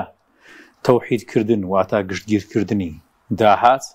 لە بە دیجیتاڵیکردنی سیستەمی دارایی لە حکوومەتی عێراقیە لە پشت بەستن بە مشتەقات بەرهەمەکانی تری نەوت کە کۆتا بابەتیان کە ئەوەی کە بێجیە کە پێم وابێتی لە کۆتایی ئەم ساڵەوە کارێکەکە کە حکوومەتی عێراقی پێویستی بە هەناردەکردنی بنزین و بابەتەکانی تر نەبێ پێداویستیەکانی ناوخۆی و لە بابەتی خزمەتگوزاریشە سوودانی مەبەستی بوو و مەبەستی شێتی لەگەڵ حکوومەتی هەرێمی کوردستانە لە بڕی ڕێککەوتن یاسا و دەستورەکان ئیش بکە بەداخەوە ئێمە لە ساڵی 2005 تا وەکو ئێستا ئەو عقلێتی کە هەرێمی کوردستانی بەڕێوە بردووە تەنها بیری لەوە کردوێتەوە لەگەڵ سەرۆکی ئەنجومەنی وەزیران بۆ ئەنجومەنی وەزیران ڕێک بکەوێ ڕێکەوتنەکەش تەنها ڕێکەوتنێکی سیاسی بوو هەندێک کات کاک فڵان کەس تەلەفۆنی کرد موچەی ئەم مانگە هاتوو هەندێک کات کاک فڵان کەس زەختی کرد موچەی ئەم مانگە هاتوو هەندێک کات بۆ نمونە سەرۆکی حیزب بەڵێەوە براکەمە نێرە موچە ئەهێنێت و ئەوە بەڕاستی ئەمە شێوازێکی زۆر ناتەندروستە و شێوازێکیشە کە سەرنجام تۆ باجەکەیەتی تۆ ئەبێت لە بری ڕێکەوتنە سیاسیەکان لە بری ڕێکەوتنە شخصیەکان قانون و یاسا ئیش بکە ئەوەی لە هەرێمی کوردستانە هەیە بە هەموو شێوەیەک جیاوازە لە چاوەوەی کە لە 15 پارێزگاکەی ترا هەیە بە تایبەتی لە چوارچێوە دارایی و یاسا داراییەکانیە لە ڕووی باج و ڕسومان شۆ زیاتر لێرە زۆر جیاواز طبعا کاک حەکیم لە ڕووی کری کارەباوە کری ئاوەوە لە ڕووی بۆ نمونە ئەو باجەی لە عقارات لە سیستەمی نیشتە جێبوونە هەیە لە ڕووی باجی تەمویلکردن و ئیملاکردنەوە لە حتا لە وەزارەتی ناوخۆ بە تایبەتی سلکی هاتوو چۆ بە هەرچی ڕسوماتی جیاوازە لە حکوومەتی عێراق زیاتر زۆر زیاتر طبعا بەدڵنیامە زیاترە جا کێشە سەرەکیەکە لێرە ئەوەیە ئێستا کێشە دروست بۆکە چییە ئەم لیژنەیە کە ئێستا هاتووە بە حکوومەتی هەرێمی کوردستان پێشتر داوای لە 150 داهاتە فیدراڵیەکانەیە کرد طبعا داهاتە فیدراڵیەکان خۆی لە باج و ڕسومات و لە زەریبەی دەخل باجی بۆ نمونە داهات و لەگەڵ شەریکاتی ئیتیساڵات و فڕۆگەخانەکانە خۆی بینێت لەگەڵ سنوورەکانە طبعا ئەمە داهاتە فیدراڵیەکان کە حکوومەتی عێراقی پێشتر داوای لە 150 کرد بەڵام ئێستا ئەم لیژنەیە کە هاتووە قەرارەکەی گۆڕیوە ئەڵێ لە 150 تەواوی داهاتەکان واتە فیدراڵ و نافیدراڵیەکانیش هەر لە یەکەم قسا حکوومەتی هەرێمی کوردستان ئەم لیژنەیە ڕەفز کردوێتەوە و نایڵێ ئیش بکەن چونکە ئەم لیژنەیە کە هاتووە ئێستا داوا ئەکا خۆی پشکنین بک بۆ داهاتە نانەوتیەکان بە کوی داهاتەکان نەک تەنها فیدراڵیەکان تەنانەت داواشی کردووە خۆی سەرپەرشتی بک لە وردبینیکردنی ئەو دام و دەستگایانەی کە سەرچاوی داهات بۆ نمونە لیژنەیەکی لە وەزارەتی دارایی حکوومەتی عێراقەوە بێت چاودێری بەڕێوەبەرایەتی گشتی هاتوچەی سلێمانی بکە بزان داهاتەکەی چەندە چێکی وەست و ڕسوماتەکانی بکاکە ئەمە حکومەتی هەرێمی کوردستان بە هەموو شێوەیەک ڕەفزی کردووەتەوە وای داناوە کە ئەم داهاتانە نافیدراڵین هەرێمی کوردستان خۆی سەرپرشک بووە پێی دەستور کە کۆمەڵێک داهات زیاد بکات و بۆ خزمەتی خۆی بەکاری بێنێ بەڵام حکومەتی عێراقی من وابزانام نزیکەی 2 ساڵ بەر لە ئێستا بوو لەگەڵ جەنابتا باسم کرد کە حکومەتی عێراقی لە داهاتووە چاوی لە دینارێکی کوێرەلادەیەکی هەرێمی کوردستانە ئەڵێ ئێمە داهاتی عێراقە ئێستا حالیان ئەو خاڵە جێبەجێیەکە ئەڵێ من لە 150 تەواوی داهاتی هەرێمی کوردستانم ئەوێ نەک لە 150 داهاتە فیدراڵیەکان ئەمەش سەرەتای کێشەیەکی قورسە طبعاً باش ئەمڕۆ سوودانی باسی لەوە کردووە کە هەفتەیەک بترێ بەم لیژنەیە بەڵام بەداخەوە هەفتەکەش کەم بۆتەوە بۆ 4 ڕۆژ پێم وابێ چونکە بەهۆی ئەربعینیەوە کۆبوونی ئەنجومەنی وەزیران لە هەفتەی داهاتوو لە سێشەمە ناکرێنێت یەکشەممە بۆیە ئەبێت تا یەکشەممە تەیف سامی راپۆرتی ئەم لیژنەی لە بەردەسا بێ کە باس لە تەواوی داهاتە نەوتەکانەکە چونکە ئێستا کێشەکە لەلایەن وەزارەتی نەوتەوە نەماوە لە عێراق کێشەکە لای دیوانی چاودێری دارایی هەرێمی عێراق بوو لەسەر داهاتی نانەوتی کەمان بڵێن ساڵانە سەر 4 تریلیۆن دینار بووە ئەوە زەخت دیوانی چاودێری دارایی هەرێمی ژواژۆیانە سەر کرد طبعاً ئەوە زەخت بوو ئەگەر بەپی ئەو تەقریری دیوانی چاودێری دارایی حکومەتی عێراقی بێ حکومەتی هەرێمی کوردستان لە ساڵی 2023 و 24 نزیکەی 8 تریلیۆن دیناری حکومەتی عێراقی قەرزارە چونکە زیاتر لە 8 تریلیۆن دینار لە پشتی خۆی زیاتری بواتوە چونکە حکومەتی عێراقی لە ساڵی 2023 و 24 داهاتی نەوتی خەمڵاندە بوو بە 4 تریلیۆن نەوتیشی خەمڵاندە بوو بە 4 تریلیۆن دینار طبعاً ئەمە استنادن پشتبەست بە قسەی حکومەتی هەرێمی کوردستان چونکە جێگری سەرۆکی ئەنجومەنی وەزیران بۆ کاروباری دارایی ڕێباز حەملان باسەوە کە ئەڵێ داهاتی نەوتی لە هەرێمی کوردستان مانگانە نزیکەی 400 ملیار دینارە کە تۆ مەحسابەکەی لە ساڵەکە داهاتی نەوتی زیاتر لە 4 تریلیۆن دینار نزیکەی 5 تریلیۆن دینارەکە ئەڵێ لە 150 موچەمان دابین کردو بە فرۆشتنیت کەوا بوو بۆ نمونە ئەویش 5 تریلیۆن کەوا بۆڵێ تۆ بۆ ساڵی 2023 10 تریلیۆنی خۆتە بووە منیش دەم بۆ نردیمە 20 تریلیۆن کەوا بوو تۆ ئێستا قەرزاری منی بۆی ئەو تەقریرە گەر ئیشی لەسەر بکرێ پێما بێوەکو بۆمبێکی شامیشە دانراوە بۆ هەرێمی کوردستان بەڵام سەبارەت بە بابەتی موچە بە تایبەتی موچەی مانگی 6 و لەگەڵ ئەو دێمە خزمەتت ناوڕێکمان هەیە دوای خزمەتەکە دێمە خزمەت بەڕێز و کاک محەممەدیش بەڵێ بینێرانی بەڕێز دوای ناوبڕێک دێنەوە لاتان قسرە سەرەوە دەکەین موچەش چارنووسەکەی چی بەسەر دێ و داهاتی ناوخۆ ئەوانەش لەگەڵمان بمێننەوە دێنەوە خزمەتە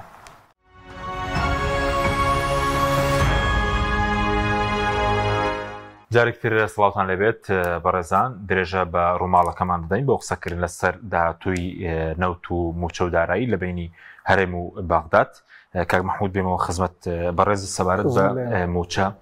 و داهاتی ناوخۆش ئێستا نەوتەکە بڵێن تەسلیم نەکراوە بەس کێشەشێ لەسەر داهاتی ناوخۆ پێ دوای لەم ڕۆژە بگەن بەڕێکەوتنەوە بۆ مانگی 6 کە تاکو ئێستا دەبایە 120 میلیارد ڕادەست بکرێ بۆ ڕادەست نەکراوە ئایا ئەوەندە بەردەست نییە؟ خۆی مشیلەکە ئەوەیە وەختی خۆی حکوومەتی هەرێمی کوردستان لەگەڵ وەزارەتی دارایی ئێرە و ئەوێ دەستگای چاودێری دارایی ئێرە و ئەوێ بەیەکەوە دانیشتووە نەنێ ئەرقامیان تەسبیت کردووە لەسەر حکوومەتی هەرێمی کوردستان ئێستا ینی زۆر نییە هیچ چەند مانگە لەمەوە پێشە ینی هەر مانگی 11 ساڵی ڕابردووە کاتە 7 مان لەسەر هەموو ئەوانە ڕێکەوتون ئێستا حکوومەتی ئیتیحادی داوای داهاتی نانەوتی لە یەکام ئەڵێ من 120 هەیە لە وەختێکە مانگی 11 پار خۆی دانی پیاناوە کە نزیکی 400 میلیارد دلار داهاتی مانگانێ دینار داهاتی نانەوتی هەرێمی کوردستانە پرسیار دروستەکە بۆچی لە ماوەی ئەو 7 مانگەیە لە 400 میلیارەوەدا بەزیوە بۆ 120 میلیارد ئەبێ بە پرسیار ینی ئەم پرسیارەکە هەموو لای ناڵیش دروست 140 میلیارد 120 خۆی ئەیبا 120 بە عێراق ئەگەر بواهێشی بێ بۆچی لە 400 بێ بە 280 میلیارد کەمی کردو دانی ئەمانە پرسیارن هەرێم خۆی بۆ بە سەبەبی ئەوەی کە ئاوا بەغا زەختی لێ بکە سەبەبەکەی ئەوەیە کە دانی بە هەنێ هینە هەنێ ئەقامە یا زیاتر نەبیان هیچ قەدرێکیان کردووە لەو ڕۆدا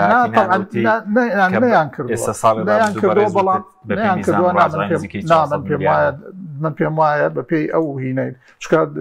دانی ئێستا تۆ بڕۆ هەر سەیری هینەکان کە هەرچەند من لەگەڵ ئەوەیان لە پشۆکەشم هەنێ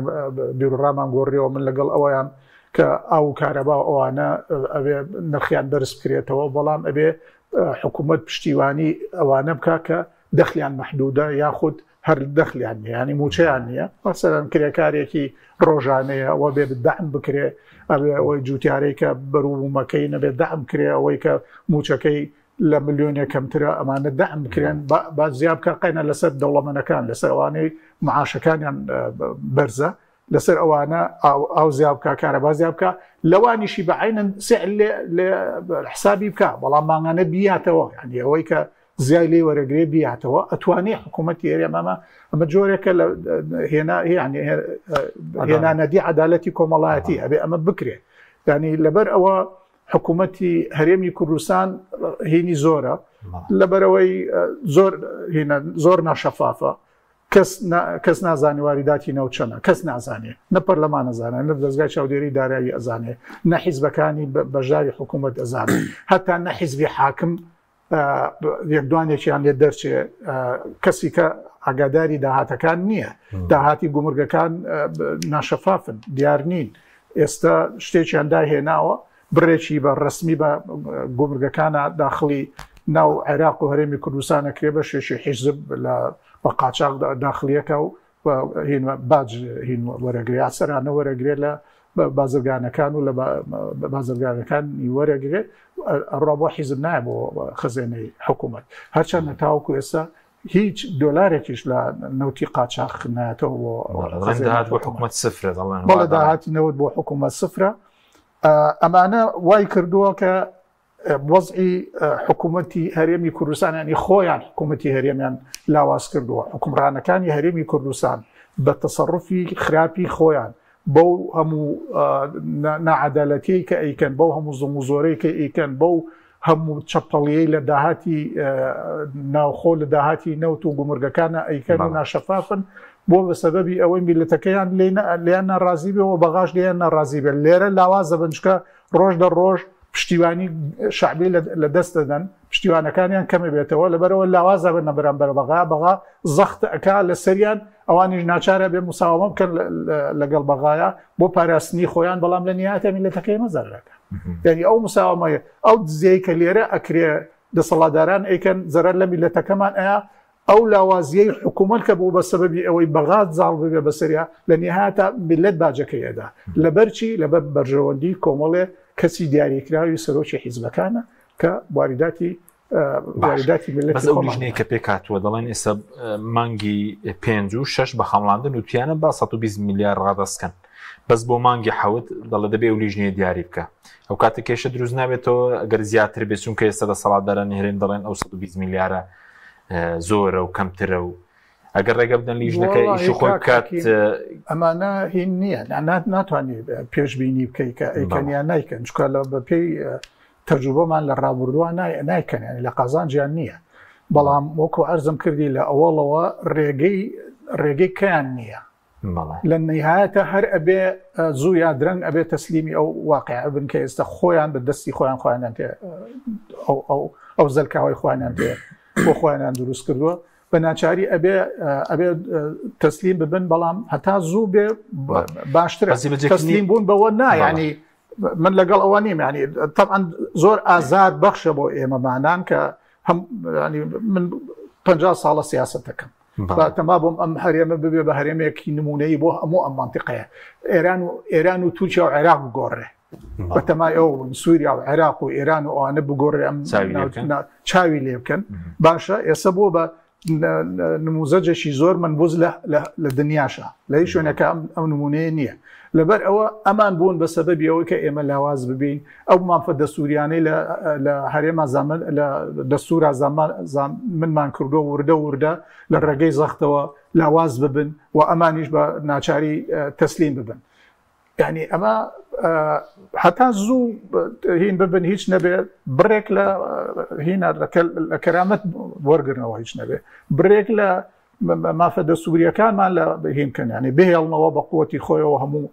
ئەو مادە دەستوریانە لە قازانجی ئێمە لە ناو دەستورە هەمووی ئاوا لاواز نەکەن لە ڕێگەی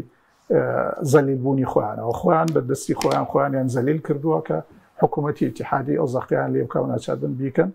ئەتا زوو بیکەن درەنگە بۆ ئەوی میلەتیش ینی تەحمل ناکاوە بەس بە کورتی خازانزنێت جێبەجێکنی و لێ تێگەشتە بۆ موچە خۆران بۆ هەرێ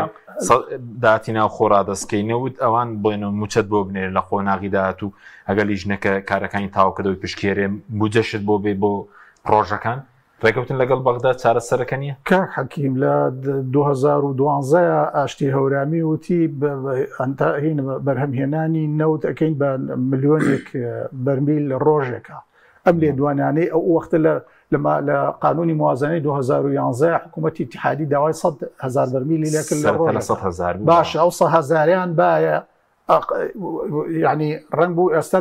نەگەشی نایەتە ئەم قۆناغی ئێستا نەیان ناوە لەو کاتەوە نەیان ناوە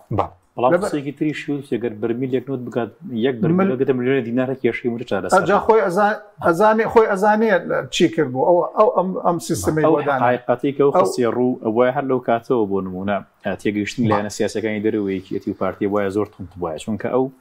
لەناو مەنزومە مالیەکە بوو کە ئاماژە بۆ بکە وەزیری نەوت بڵێت ئەگەر بەرمیلێک نەوت بێ بە 1 ملیۆن دیناریش وەزعی دارای هەرێمی کوردستان باش نەبێ و خراپە بێت خۆی کۆمەڵێ لێدوانی متەناقزی هەیە یەکێک لەوانەوەیە کە ڕاستە ئەوی وت بەڵام وتی ئێمە ئەبێ بە زووترین کات وتی لە ساڵێ 2 ساڵی تر من پێشبینیەکەم سعری بەرمیلێ نەوتاتە $200 باشە ملیۆنێکیش ئەنتاج کات هەموو ڕۆژێ ملیۆنێک بەرمیل بن $200 ئەگاتە چەند هەموو ئەمانەی مافیەکانی نەوت کە ئاوا هینن ینی ئاوا دەوڵەمە نەبن لە نهایەت شاو هینەکانی هەموو پێشبینیەکانی غەڵەت دەرچوون و ئەو عرابی ئەم هینەیە ئەم سیستمی نەوتەیە کە داهێناوە لە کاک محەممەد سەنجی بەرز لەسەر موچەی مانگی 6 پێ دوایە لە سەڵاتدارانی هەرێم دەیانەوە هیچ نەدەن و موچەکەش بێ وەدێت موچەکە سێرکە جارە تۆزێ زووە بزانین عاقیبەتی ئەم ڕێکەوتنەی ئێستا چی لێیە تا ئەم دقەیشە کە قسەی تیاکەن هەندەی من بزانم ویستەکە لە ناو حکوومەتی هەرێمە لای دەسەڵاتدارانی هەرێم ئەیانەوێ بە هەر نرخەکەیە شتێک بکەن موچە بێت بەڵام ئەیانەوێ هەموو ئەو شتانە نەبەخشن کە لایەنی بەغا داوایەکە ئەیانەوێ ئەنی با بڵێن یاری بە کات بکەن و تۆزێک زەخت بکەن ڕەنگە چاوەڕێ بن هەنێ عادەلێ ئەقلیمیش بە جۆرێکی دیکە بگۆڕێ یا لە شوێنێکی کەوە کێشەیەکی کە بە حکوومەتی عێراق دروست بووێ چکە پێش جەنگی ئیسرائیل و ئێرانی گرە و لەسەر کاتەکەن بەڵام مشکلێکی دیکە هەیە ئەویش ئەوەیە لە بەغاشە هەڵبژاردن بەڕێگاوەیە مەسەلەی هەڵبژاردن و حملەی هەڵبژاردن وای کردووە مساوامە زۆر زەحمەت بێ بۆ سوودانی ئێستا مەلەفی نەوتی کوردستان لە بەغا وای لێ هاتووە سوودانی و هەر کەسێک هەرچی بکات بۆی نەرمی بنێونێ ئەم ڕێکەوتنە جێبەجێ بکرێ بە شەقامی عراقی و جنێوی پێدرێ هەموو ئەو تێگەیشتنێک دروست کراوە لە لای شەقامی عەرەبی عراقی کە حکوومەتی هەرێمی کوردستان نەوتەکەی خۆی فرۆشێ بە تەنکەر بە قاچاق بە چیچی و ئەی شێوێ لە نەوتی بەسرا موچەی موچەخۆرەکانی دابین بکە ئەوان پێیان وایە ئەمە غەدرە لە عێراق و ئەمە ئیهانەکردنە بە هەیبەتی عێراق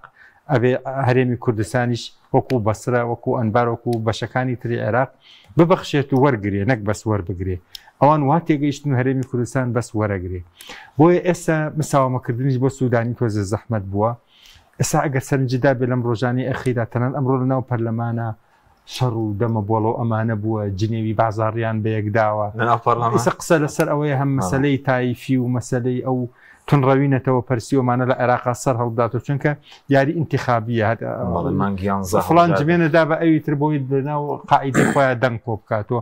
ئەم شتانە تۆزێ مەسەلەکەی ئالۆز کردووە بۆیە بە قەنەعەتی من ئەو تێگەیشتنەی کاک مەحموودی زۆر دروستە ڕەنگە باشترین بژاردە هەر ئەوە بێ بە هەر نرخەکەیە ئەم ڕێکەوتنە بگەێنرێتە حکوومەتی داهاتوو لانیکەم جێبەجێ بکرێ ئیتر نەوت چۆن تەسلیمەکەن و سیغەکە چۆنە دۆزن و ئەبێ غروری سوودانی و حکوومەتی عراقی پێنەشکێنرێ بە جۆرێک بێنێ سوودانی ئەگەر دەسەڵاتدارانی هەرێم پسنە پێشەوە نەرمیشی نواند و پێشتر بەڵە سوودانی پێشتر زۆر نەرمی نواند و دەک سوودانی هەموو حکوومەتەکانی پێش ئەویش نەرمیانە نوات حەزیانە کرد ئەم ناکۆکێ نەوتودارایانە چارەسەر بکرێ سێر کە هەر سەرۆکوەزیرانێ لە عێراق بێت چاوی لەوەیە بەدەنگی کورد بێتە سەرۆکوەزیران چونکە دەنگی کورد ڕقمێکی تا حدێک هەنێجار ئەوەیە کە مەلیک دروستەکە بۆیە سوودانی و پێش سوودانی ئەوانی تریش کورە هەرە نزیکترین ڕەفیقی سەرکردە کوردەکان عادل عەبدولمەهدی هەمویان ئەیانویست ئەم مشکلە چارەسەر بکرێ بەڵام ویستێکی بەقوت نەبوو لە هەرێمی کوردستان بۆ چارەسەرکردنی ئێستا وەزعەکە وای لێ هاتۆ سوودانی گەیشتوتە دووڕیانێک یا ئەبێ چارەسەری کا یا زۆر خراپ لەسەر یەکەوێ سوودانیش بە جۆرێک چارەسەری ناکا کە هیچ وەرنەگرێ ئەو ئەڵێ ئەبێ ئەقلیم ئیلتیزام بکە بە قەولی خۆی ئەمە عیبارەتەی هەموو ڕۆژێ بەکارێنێ ئەبێ ئیقلیم ئیلتیزام بکە ئیلتیزامکردنی ئیقلیم یعنی چی بەو تێرمەی ئەو بەو تێگەیشتنی ئەو هەم بەرهەمی نەوتەکەی ڕادەست بکە لە دوای 50,000ەکە هەرچی هەیە ڕادەستی بکە و هەم ئەو لانی کەم ئەو 120 ملیار دینارە داهاتی نانەوتی تەسلیم بکە ئەمە بکرێ بەلای زۆر و موچە دێت نەکرێت قاسەنزنیە لە ڕووی دارایی شۆگە هەرێمەوە بکە ئێستا گەر نەوتەکە بگاتە 280 خۆگەر سۆمۆش بیفرۆشێ ناگاتە 800 ملیار لەگەڵ داهاتی ناوخۆ ناگاتە پێوانەیە قابلمانگە ڕابردوو 120 تەسلیم کرد 974 ملیار هات بوو ڕاستە کاکە بە هەموو پێوانەیە بە هەموو حساباتێ بەرژەوەندی حکومەتی هەرێمی کوردستان خەڵکی کوردستان لەوایە ئەم ڕێکەوتنە جێبەجێ بکرێ لە ئێستاشا جگە لە بەجێبەجێکردنی ئەم ڕێکەوتنە هیچ بەدیلێکی دیکە نییە هیچ چارەسەرێکی دیکە نییە نە لە کورتمەودا نە لە دوورمەودا ئیتر بە واقعی نین بەڵام مشکیلەکە ئەوەیە ئەوەی کە قراری سیاسی دروستەکە لە کوردستانە وەکو کاک مەحموودی ترسی ئەوە هەیە کە ئەوان ڕەچاوی بەرژەوەندی حکومەتی هەرێم و خەڵکی کوردستان نەکەن بەڵکو ڕەچاوی بەرژەوەندی ئەو 12 کۆمپانیا بکەن کە سوودمەندن لە مۆزعی ئێستا ئەم مۆزعی ئێستا ئەمەی کە ئێستا هەیە ئەم دۆخەکە نەوت تەسلیم ناکرێت بە جۆرێکە 12 کۆمپانیا لە هەموو کوردستانە سوودی لێوەرەگرێ بەڵام لە بەرامبەر هەموو خەڵکی کوردستان و ئابووری کوردستان و لانی کەم ملیۆنێک و 200,000 موچەخۆر ڕۆژانە باجەکەیدەن باش ئێستا ئەوەیە با بڵێن گرەوەکە لە بینی ئەم دوولایەنە براوە دۆڕاوی جێبەجێکردن و جێبەجێ نەکردنی ئەم ڕێکەوتنە یا خەڵکی کوردستان ئەبێ یا ئەو کۆمپانیانە ئایا لە بینی ئەو کۆمپانیانە و خەڵکی کوردستان بەرپرسانی هەرێم کاک مەسرور و کاک قوبات کێ هەڵە بژێرن ئەمەیان ئەبێ چاوەڕێ بکەن ڕۆژانی داهاتووی بینین و باش بەس بۆ بڵین بڕی بەرهەمێنانەکە ئەگەر بیانوێ بە ئاسانی دەکاتە 280,000 بەرمیل چکە سەربازەکەی بەس کێڵگەی تاوکی و پیشخابوور کۆگایەکینەوە بەرکەوتێدان درۆنەکان خۆ لە کێڵگەی لە بیرەنەوتی داواگەر لە بیرەنەوتیدا بە ڕەنگەر نەکوژابا و دووکاڵ ئەو مەسەلە تەکنیکیانە ئەو ڕقەمانە هیچ مهم نییە ئەگەر ئیرادەی سیاسی هەبێ بۆ جێبەجێکردنی ڕێکەوتنەکان ئەگەر ئەمڕۆ 140,000 ئیمکان هەیە لە 2 هەفتەیەکە بگەێنە 200,000 بەڵێ ئەگەر گرنتی ئەمنی هەبێت طبعاً ئیمکانەیە بیگەێنەوە 300,000 و زیاترش لە 300,000 بەڵام تۆزێک کاتی بەرێ و لایەنی بەغا لایەنی هەرێمیش تێگەن لەمە لە ڕووی تەکنیکی و ئەمە بێ کاتی بیتێ و کێشەش نییە لەسەرەوەی کاتی بنێ یعنی ئەو تۆ ئەم بڕی ئێستا هەیە کاکە هەرچەنە ئەمە تەسلیم بکە کێشەیان نییە ئەوان لەسەرەوەی کە ئەمە کەمە ئەمەدەن وەریگرن یعنی مەسەلەکە ئەو ڕقەمانە هیچ نابێتە عەرقەلە ئەگەر ویستێکە بێ بۆ چارەسەرکردن کۆمپانیەکان ڕازی بکرێن ئەبێ کۆمپانیەکان ڕازی تا ئێستا ڕازی نەکردن بەڵام ئەکرێت ڕازی بکرێن بە قەناعەتی من نزیکن لە ڕازی بوون ئەگەر تێک نەدرێ وەزعەکە ئێستا ئەو 600 دلار هەیە بۆ ئێستا باشە لەمەولاش ئەو کۆمپانیەکانیان ئەی گرێبەستەکانیان گرێبەستەکانیان پاراستن گرێبەست دەمێنێتەوەکو خۆی قەرزەکانیان جارە دیار نییە کێ ئەیانداتەوە چۆن ئەیاندرێتەوە ئەوان مشکلەکە ماوە بەڵام گرێبەستەکانیان مراعاتەکرێ قبوڵەکرێ و دادگای کەرخیش قبولی کرد و گرێبەستانە شەرعی و ڕەوای و تا هیچ گرێبەستەکانیاندا بۆ وزارەتی نێوتی عێراق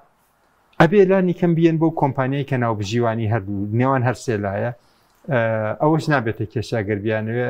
ئەتوان ئامادەن بیدەن چونکە کە تۆ ڕێبکەوی تاپان ئەبێ بە پێی و گرێبەستانە شایستەی دارایی فڵان کۆمپانیا دیاریەکرێ و شایستەی دارایی حکوومەتی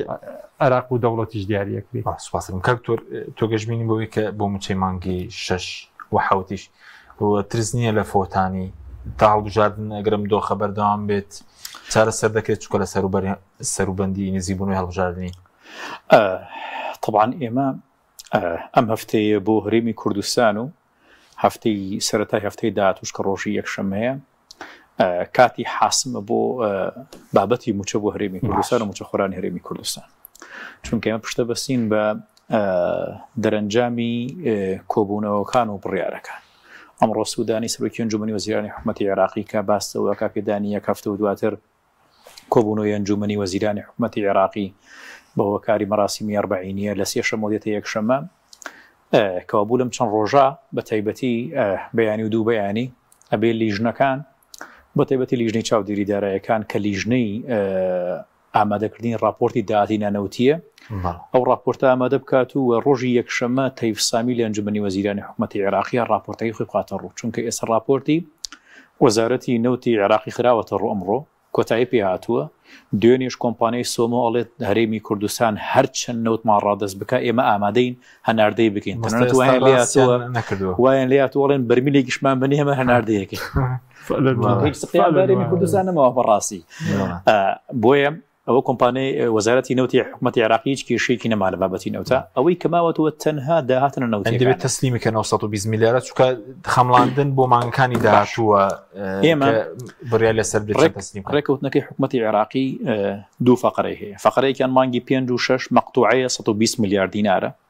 مانگی 5 ڕادەستی کردووە و موچەکە هاتووە مانگی 6 حکوومەتی هەرێمی کوردستان نەشاردووە 120 میلیارەکە ئامادەیە بەڵام پێم سەیرە حکوومەتی هەرێمی کوردستان داوای گرنتی لە حکوومەتی عێراقیەکە یعنی من وەکووەتان تۆ دز بیت و داوای گرنتی لە ماڵەکەی بڵێ ئەم شەو دێ ماڵەکەتە دزم بەڵام تۆ بۆ نمونە هیچ کاردانەوەیەکت نەبێت حکوومەتی هەرێمی کوردستان لێ بەو مەرجە 120 میلیارد هەنارد ڕادەسەکەم کە تۆ بۆ نمونە گرنتی پێدانی موچە بکەی من بڕوام وایە ئەگەر بابەتی نەوت ئەمڕۆ بێ و سبەی بێ هەرێمی کوردستان نەوت ڕادەستی حکوومەتی عێراقیەکە جا هەرچەند کات تاخیر بکە ڕەنگە قازانجی شەریکاتەکانی خۆی و لایەنەکانی خۆی بێ بەڵام ئەمڕۆ بێ و سبەی بێت حکوومەتی هەرێمی کوردستان نەوت ڕادەستەکە وەکو چۆن لە سەرەتا 100,000 بەرمیل بوو لە مەرکەزی قووەت ئایتوانی بە 100,000ەکە اتفاقی بکە بۆیە ئەمەش یعنی کاک حەکیم ئەزمونمانەیە تەواوی هەڕەشەکانی حکوومەتی هەرێمی کوردستان لە خودی سەرۆکی هەرێمی کوردستانی پێشووە لە خودی ئەم سەرۆک وەزیرانەوە لە خودی ئەحزابەکانیشەوە هەمیشە هەڕەشەکانی هەرێمی کوردستان هیچی لەسەوز نەبووە بگرە شکۆشیان شکێنراوە بگرە خۆشیان چەماندوتەوە بۆیە ئەو عقلێتی هەڕەشەکردنە لە هەر منزومەیەکە هەبێ ئەمە نەک لە هەرێمی کوردستانە بڕواتە بێت لە هەر دامەزراوەیەکە عقلێتێکی استراتیژی بوونی نەبێت و عقلێتێکی هەڕەش ئامێزی بوونی هەبێ ئەوە قوڕەکە بەسەر و دامەزراوەیە بۆیە ئەم عقلێتی هەڕەشە و خێڵیە نابێت لە حزب هەبێ نابێت لە هەموو دامەزراوەکان هەبێ ئێستا پێویستە هەرێمی کوردستان ڕێک بکەوێت ڕێکەوتنەکە تاڕاتێکی زۆر باش حکوومەتی عێراقیاتەوە پێشەوە یعنی بەڕاستی کاک حەکیم بابەتی موچە لە هەرێمی کوردستان بۆ هەرێمی کوردستان و عێراق بۆتە کەیسێک لە عێراق چۆتە دەرەوە سەیری کە ئەبێت ئێران ڕازی بێ کە موچە بدرێ ئەبێت تورکیا بۆ نەڕازی بێ موچە بدرێ ئەمریکا بێ زەخت بکە بێ موچە بدرێ یعنی خەریکە وای لێ دێ کەیسی موچە هەرێمی کوردستان بێتە کەیسێکی نێودەوڵەتی وڵاتە زلهێزەکان و بۆ وڵات ئەقلیمیەکانی باسکرا بەسم یعنی ئێستا کەیسی موچە یعنی ئێران دێت بۆ نمونە بۆ سزادانی ئەمریکا و ئیسرائیل دێ سزای موچەخۆرانی هەرێمی کوردستانی پێدا کاکە تۆ موچەمانێرە بۆ هەرێمی کوردستان خۆ بۆ نمونە ئێمە ئازانی پێکاتەی حکوومەتی هەرێ عێراقی بەشێکی بۆ نمونە سونە و دەوافع سونیەکان وچی دەوڵەتیەکی ئەقلیمین و پێکاتی شیعەکانیشی دەوڵەتێکی ئەقلیمین بۆیە لەم نێوەندا ئەوەی تەنها زەرەر بکە موچەخۆرانی هەرێمی کوردستانە و ئەگەر دەسەڵاتدارانی هەرێمی کوردستان زیاتر لەوەی کە ئێستا شکێنراون زیاتر لەوەی کە پڕاستی محمود قسەیەکی کردوای 50 ساڵ سیاستکردن جگە لەوەی کە جەناب سیاستت کردووە من خەڵکی منطقەی گەرمیانم سەدان هەزار لا ئێمە بۆ نمونە ئەنفال و شەید کراوە بۆ خاتری چی بۆ خاتری ئەم هەرێمە ئێستا ئەگەر هەرێکێک لە ئێمە بڕین لەناو بازاڕە فیدباکیە بکەین یان بۆ نمونە ڕای خەڵکی وەربگرین بێرن ئەوە حساب بانکیەکە حکوومەتی عێراقی بۆ تێکاتەوە 30 ڕۆژارێ موچەکەتی ئەمەش حساب بانکیەکە پێشمەرگەیەکی کۆنیان بۆ حکوومەتی هەرێمی کوردستان بۆ تێکاتەوە لەڵای من هێنی حکوومەتی عێراقی مێ بۆچی هێنی حکوومەتی عێراقی بۆ چونکە ئەو جیاوازی لە ژیانکردنی کە لە هەرێمی کوردستان بوونی هەیە منداڵی بەرپرسە زانکۆی هەیە ملیارات دۆلاری هەیە یعنی تۆ ترامپ لە دوای 40 دانە ساڵ لە بازرگانی کردن و لە سەرۆکی ئەمریکا سەرۆدەکەی گەشتە 6 میلیارد دلاری ئەمریکی بازرگانی وایە منداڵی وایە لە وڵاتە 6 میلیارد دلار بۆ نمونە سەرمایەکەیەتی بۆیە ئەم جیاوازیە وای کردووە کە خەڵک ئەوەندە ڕەشبین بێ و قەزەی موچە پێم وابێت ئێمە لە ناوبڕەکەشە باسمان کرد کاک محمود ئاماژەی پێ کرد کاک محەممەد ئاماژەی پێ کرد جەنابتان قەزەی موچە چارەسەر نەکرێ بۆ دەسەڵاتدارانی هەرێمی کوردستان بەر لە هەموو کەسێک زیان بەرەوە ئەکرد بەر لە هەموو کەسێک زیان بەر ئیستیسمارات و مەشاریعەکانی ئەوە ئەمە شتێکی جیهانیە لە دنیا لە باشترین وڵاتی ئەوروپا کاتێکە خۆپیشاندانێکە کرێک ڕاستەوخۆ ڕەسی بازرگانەکان ئەکرێت بە نیشان ئەکرێت ئەبینی لە ئەمریکا لە ماوەکانی پێشوە کاردانەوەی خۆپیشاندەرەکان هێرشکردن بوو بەسەر کۆمپانیەکانی تێسلا و بۆ نە سیارەی تێسلا کە ئیلۆن ماسک بوو کەوا بوو ئەمە بۆ هەرێمی کوردستانیش ڕەوایە بەیانی هەر کێشەیەکی سیاسی دروست بێ هەر تەظاهوراتێک و هەر بابەتێکی تونند و تیژی دروست بێ بڕام وایە مرکزە اقتصادەکان ێمانەکەوێتە مەترسیوە بۆ ئەوەی کە ئەمە چارەسەر بکرێ ئەبێ ڕێکاری دەستوری و یاسایی بکرێ بۆ ڕێکاری دەستوری و یاسایی تۆ بێ لەگەڵ حکوومەتی عێراقی ئیتفاقی لەگەڵ حکوومەتی عێراقی ئیتفاقی بکەی تۆ ئێستا ئامادەیت بە پێدانی بۆ 120 میلیارد دینار و لەگەڵ 90,000 بەرمیل نەوت تاکە کاتە نزیکەی بۆ یەک مانگی شتەنگە بکاتە ئەگەر حکوومەتی هەرێمی کوردستان بەتەمە بێت لەمەوەی یەک مانگان 90,000 بەرمیل نەوتدا بە حکوومەتی عێراقی لە کۆی مانگەکە بە 50 دلار بفرۆشە 135 میلیۆن دلارەکە کەوا بوو لە بەرامبەر پێدانی 300 میلیارد تۆ 1 تریلیۆن دینار وەرەگری بەس پێم بڵێ تێم بگەینە کوردایەتی و شۆڕژگیری ئەلەمە لە چیایە تۆ ملەتێک 6 میلیۆن هاوڵاتی 5 میلیۆن هاوڵاتی لە برسیەتی بژێ تۆ بڵێ وەڵام خۆم ناچەمێنم کاکە تۆ خۆت ناچەمێنیتەوە تۆ نەوەکەت 6 میلیارد دلاری هەیە بەڵام ئەم ملەتە ئەم داماوە تۆ بۆ نمونە پرۆژێکی کارەبات بۆ داناوە 3 مانگە مەعاشی وەرنەگرتووە ڕێ مەقەسێک لە کارەباکەی وەڵام من کارەبات پێ نایە یعنی تۆ ئەبێت ئەو ڕوانگەیە لە خەڵک لە بەرچاو بگری باسپاسم کاک محمود هەوت خولەکمان ماوەگەر وەکو دوا پرسیار شتێکت مابێ وەکو چارەسەرە بنەڕەتێکە بۆ قەیرانی موچەونەوت ئەگەر ئەم ڕێکەوتنە جێبەجێ بکرێ خەڵک دەحەسێتەوە ئێسای بازاریش هەر شێواوە و بێ بازارێکی زۆرەیە خۆی هەر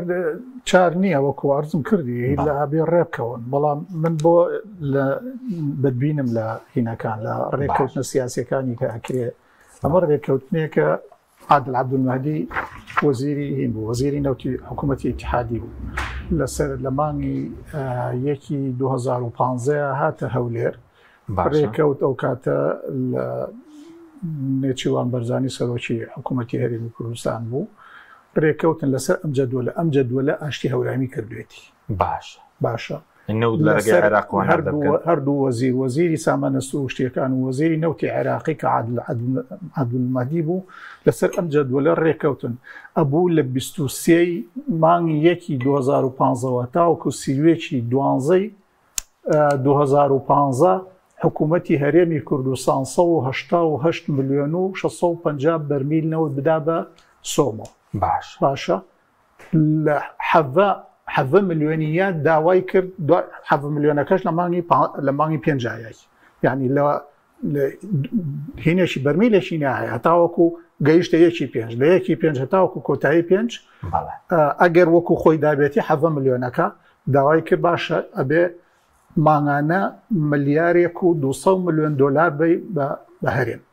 وتیان نابێ بابە تۆ قەرزاری 4 مانگ نەوت قەرزاری یعنی ئێستا چی تۆ بانگێک یاومەتۆ من ملیارێک و 200 بەمێ ئەوە بوو نێچیروان بەرزانی ئیعلانی کرد وتی بەغا مفلیسە و ئیتریامە خۆمان ئیعلانی هینی کرد ئیعلانی ئەو کاتە ئیعلانی ئابووری سەر بە خۆی کرد گانی نیمە باشە ینی ئەمە شیان لاوە بەڵێ ئەو کاتە کوشیان لە لاو 400 ئەوەنە هزار ڕۆژانە بەرمیلێنەوتی نان 400 زیاتر بوو ئەوەی کەرکوو 400 زیاتر بوو لە هینە ئەوەیان نەیە لە حەڤە میلیۆنیان ناش وتیان بێنە هەموو مانگێکی نەکمان بنێ ملیارێک و 200 میلیۆن دلارمان بنێ باشە بەس ئێستا دەبینین هەرەشە شێوەکو دکتۆر باسی کرد ینی ڕێکەوتن لەگەڵ بەغدا باشترە دوورکەوتنەوە لە یان هەرەشەکرد یاخود باسیەوە دەکرێت مەسروور بارزانی سەردانی ئەمریکا بکات بۆی کێشەی موچە چارەسەر بکرێت ئەوە کێشەی موچە فڵترەکات ئەزانی ئەم مشکلەیە زۆر ینی پشت بە بێگانە بەستن ینی بە تایبەتی ئەم حیزبە دەرسی لە ئاشبەتاڵی 75 وەرنەگرتووە پشتبەستن بە بێگانە لە نهایەتە ئەفرۆشێتۆ زۆر 16 ئۆکتۆبر هینە لە سەرۆکی ئەو کاتی هەرێمی کوردستان کە ئێستا سەرۆکی پارتیە 3 مانگ پێش ئەوەی بگەینە کۆتایی ساڵی 2007 ئەگەر بیرتان بێ ئەبوو مادەی 140 لە سیوێکی 12/2007 تا جێبەجێ بوایە طبعا ئەو هەموو مدەیە ئیشان لەسەر نەکرد لێدوانێکی یاوتی ئەگەر لەن تاوەکو نهایەتەوە لە وەختی خۆیان مادەی 140 جێبەجێ نەبێ خوێن تا ئەژنۆیەت هیچیش ینی هەڕەشەکەی ڕۆشت و یەک هەڕەشەی کردبێ هەڕەشەی ڕێفراندۆمەکەی کرد و تحساب بۆ ئەوەنە بۆ هیچ کەس ناکەم بۆ ئەمریکاش کە تلسۆن هات نامەیەکی بۆ ناردبوو کە مەگۆرک چوو بۆ لای پێوت مەیکەن ئێرانەکان وتیان مەیکەن تورکیا وتی مەیکەن عێراق ڕجیان لێکردن مەیکەن هیچ نەبێ ئامۆژگاری کران با بە ئەیکەن لە ناوچە جێناوکۆکانە مەیکەن بەڵوتی حساب بۆ ئەوە ناکەم و بۆ حساب بۆ نەکردنە دوای 48 ساعات لەسەر تەلەڤیزیۆن بینیتان داوای لە عەبادی کرد تکای لە یەکەم دامەخە دەرگای گفتگۆ دامەخە و لە سا پەنجاوێکی خاکی تاریخی کوردستانیشی لەنابێت ئەم هەڕەشانە عیبە بۆ خۆی باجەکەشی میلەتەیە ینی خۆ ئەوان سبەینێ لیان مقاومێ ئەڕۆنەوەی دوکرۆر لە مناڵەکانیان ینی مناڵی ئەوان ئێستا کە لەدایکە بێ ملیۆنێرە بە دۆلار ئەو میلەتی ئێمەش بە ئەگەر ڕۆژێک کرێکاری ڕۆژانە ڕۆژێک ئیش نەکانان نێوی سوپاس دەکەم کاک محەممەد ئەگەر موچە ڕێککەوتنی بازار دەبووژێتەوە گەڕێکەوتنەکە جێبەجێکەکەی بە کورتی سوپاس ئەکید موچەی حکوومەت و پارەی پرۆژەکانی حکوومەت سەرچاوی سەرەکی سیولەیە بۆ بازاری کوردستان و عراقی بۆیە کە موچە بێت ئەکید بازارەکانە بوژێتەوە وەزئی کار و بازرگانی خەڵک باشترە بێ لەوەی کە هەیە و دۆخی ئابووری کوردستان باشترە بێ لەوەی کە ئیسا هەیە بەلای زۆرە و ئەگەر نەشێ وەزعەکە زۆر خراپە بێ ئەوەی کە مامۆستا و دکتۆر نەبەردووتیان سەرەکێشیە بۆ مشکیلەی گەورەتر لەبەرەوەی تەنها سەرچاوی سیولە بۆ بازارەکانی کوردستان بۆ وەزئی خەڵکی کوردستان بۆ ئابووری کوردستان موچەیە. سوپاس دەکەم کاکتۆر دۆگەش بینی من پێشتریش وتم عەقڵێتی هەڕەشەکردن دەرەنجامەکەی خراپە. هەر ئێستا ئەو لۆبیکردنەی کە ئەیانەوێ بۆ سەردانەکەی سەرۆکی ئەنجومەنی وەزیرانی بکەن بۆ ئەمریکا وەکو چەکێک بەرامبەر بە عێراق و تەحالفەکانی بۆ نمونە عێراق و ئێران بەکاری بێنن بڕۆم وایە بارتەقای درۆنەکان زیانی هەیە بۆ ڕێککەوتنەکان لە نێوانی حکوومەتی هەرێمی کوردستان و حکوومەتی عێراقیە بۆیە لە بری عەقڵێتی خێڵێکی و هەڕەشەکردن باشتر وایە سازان و گفتوگۆکردن بێ بۆ ئەوەی کە ئەنجامێکی باشێ بێ بۆ خۆی و بۆ هاوڵاتیانیش وەک گرێ بەستە غازێکە سوودی نابێ بڕواتە بێ کاک حەجی بە ئەزمون بە تاریخ بە ئێستش ئەوەی هەڕەشەی کرد بێت دەرەنجامەکەی باجەکەی وەرگرتووە. سوپاس دەکەین دکتۆر نەبەردکەری کاک محەممەد حسێن و کاک محەممەد ڕەزا مادومان کەی سوپاسیان بەدەبوونتان دەکەین. سوپاس بۆ بینەرانی بەڕێز سوپاس باوکاران هاتەمەرە.